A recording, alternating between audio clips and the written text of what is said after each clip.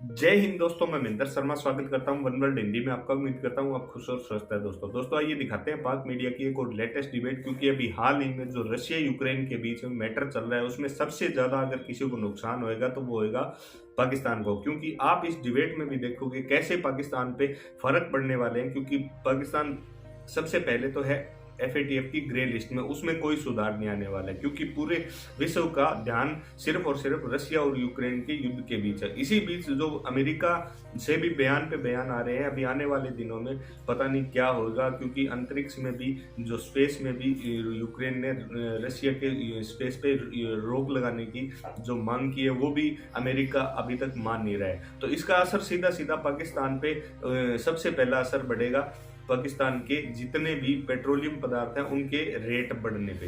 तो दोस्तों देखिए डिबेट और कमेंट में अपनी प्रतिक्रिया जरूर दें।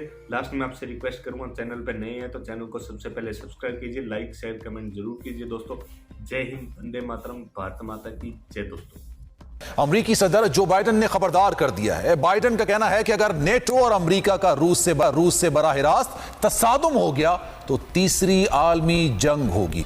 दूसरी जानिब आलमी मईशत पर इस तनाज़े के असरात खतरनाक साबित होने लगे हैं। आलमी मंडी में तेल की कीमतें तारीख की बुलंद तरीन सतह को छूने लगी हैं। गंदम और गैस की सप्लाई मुतासर होने का खदशा पैदा हो गया है, क्योंकि रूस और यूक्रेन दुनिया की 40% गंदम पैदा करते हैं। यूक्रेन दुनिया में गंदम एक्सपोर्ट करने वाला तीसरा बड़ा मुल्क है। गंदम और गैस की सप्लाई मुतासर होने से फूड सिक्योरिटी और दीगर मसाइल जन्म ले सकते हैं।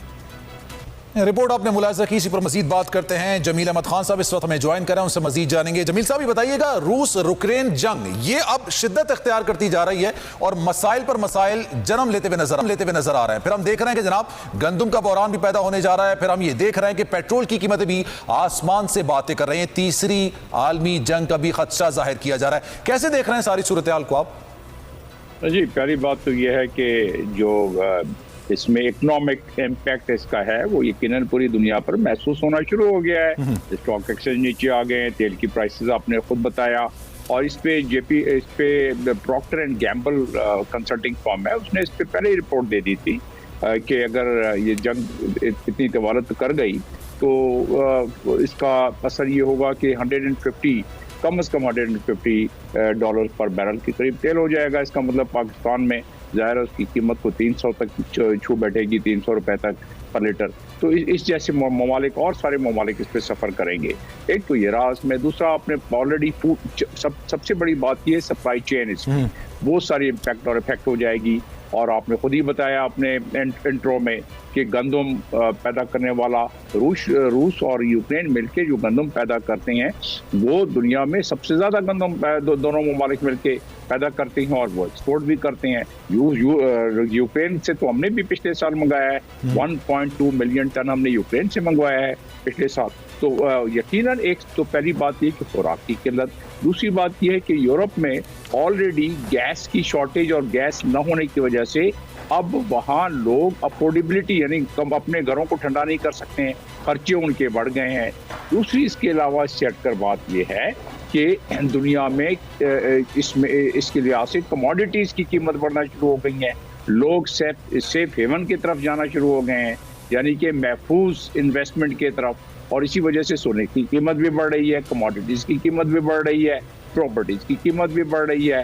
तो एक भौचाल। फिर इसमें इंश्योरेंस ने अपने 4-4, 5-5, 10-10 गुना बढ़ा दिए हैं अपने प्रीमियर, जिसकी वजह से वहाँ से शिप रूस से निकलना, रूस की तरफ जाना, वो तमाम के तमाम कॉस्ट इफेक्टिव भी नहीं रहेंगे बहुत ज़्यादा। इससे हटकर कि यूक्रेन के कॉन्फ्लिक्ट जिस तरह बता रहे हैं कि बाइडेन ने क्या कहा, यूक्रेन का सदर ज़ेलेंस्की वो चीख के कह रहा है कि एयर स्पेस पर पाबंदी लगाई जाए, यानी कि फिजा में ये जो होता है पाबंदी। और ये बाइडेन ने उसी के जवाब में कहा है कि हम अगर ऐसा करेंगे तो हमारी डायरेक्ट क्लैश हो जाएगा रूस से, और जो कि तीसरी जंग का पेशखेमा हो सकती है और दुनिया तीसरी जंग को अफोर्ड ही नहीं कर सकती। बाइडेन को भी ये पता है और बाकी तमाम ममालिक को भी पता है कि किसी लिहाज से भी दो न्यूक्लियर कुव्वतें, वो चाहे कोई भी हो, चाहे इंडिया पाकिस्तान हो या रूस अमेरिका हो, ये आपस में जंग लड़ने का मतलब ये है आपस में लड़ने का मतलब यह है कि पूरी दुनिया को पनाह होने वाली सर, बात है। हमारा सबसे बड़ा कंसर्न ये होता है कि पाकिस्तान किस हद तक मुतासर हो सकता है इस जंग से। तो इस जंग में जितने भी मसाइल पैदा हो रहे हैं या इस जंग के ओवरऑल जितने भी इंपैक्ट सामने आ रहे हैं, पाकिस्तान किस हद तक मुतासर हो सकता है? नहीं, पाकिस्तान में तो अभी जिसकी जो हमारी जियोपॉलिटिकल सिचुएशन थोड़ी सी ख़राब हो गई है, और शुरू में तो महसूस हो रहा था कि शायद रूस के इस प्राइम मिनिस्टर के दौरे से भी हमें इस्तिफादा हासिल हो, लेकिन जिस जिस तरह जंग की नौइयत तब्दील होती गई और जिस जिस तरह तूल पकड़ता गया और जिस जिस तरह वेस्टर्न कंट्रीज़ ने सैंक्शन लगाना शुरू कर दिए, उसके साथ साथ हमें रिएक्शन सामने थोड़ा थोड़ा आना शुरू हो गया। अब तो हमारा GSP प्लस खतरे में पड़ गया है। FATF की ग्रे लिस्ट का अगर ये सिलसिला ना होता रूस यूक्रेन और हमारा विजिट वहाँ, तो उस सूरत पे शायद हम ग्रे लिस्ट से भी निकल जाते, लेकिन वो बरकरार रखना अब हमें महसूस होता है और मुझ जैसे तज्जियाकारों को कि IMF भी ज़्यादा प्रॉब्लम क्रिएट कर सकता है, वर्ल्ड बैंक भी ज़्यादा क्रिएट कर सकता है। आप देखिए कि मोहित यूसुफ जो हमारे नेशनल सिक्योरिटी एडवाइज़र हैं, उनका लंदन का दौरा था, कॉन्फ्रेंस में जा रहे थे, उनको उन्होंने मना कर दिया कि अपना है हमारे पास। तो ये जो आप देख रहे हैं छोटे छोटे स्टेप्स, और यूरोपियन यूनियन ज़ाहिर एक अमेरिका का अलाइज है, तो अलाई है, और अमेरिका ने कितना प्रेशर डाला था हमने कबूल नहीं किया, लेकिन जाहिर है उसकी एक कीमत तो देनी पड़ेगी ना। और क्योंकि हमारा अब भी अमेरिका सबसे बड़ा एक्सपोर्ट का सेंटर, अमेरिका और यूरोप जो है नंबर 1 और नंबर 2 पर हमारे सारे के सारे एक्सपोर्ट और हमारा टाइम टेस्टेड इकोनॉमिक पार्टनर्स हैं ये दोनों। तो अब उस लिहाज से अगर देखा जाए तो उसकी एक कीमत तो हमें चुकानी पड़ेगी।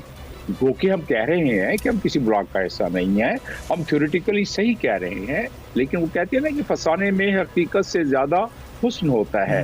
हकीकत को बराए मसलहत अफसाना कहते हैं। बिल्कुल। तो हम हकीकत कुछ और है और जो ऑन ग्राउंड हैपनिंग्स हो रही हैं वो कुछ और है।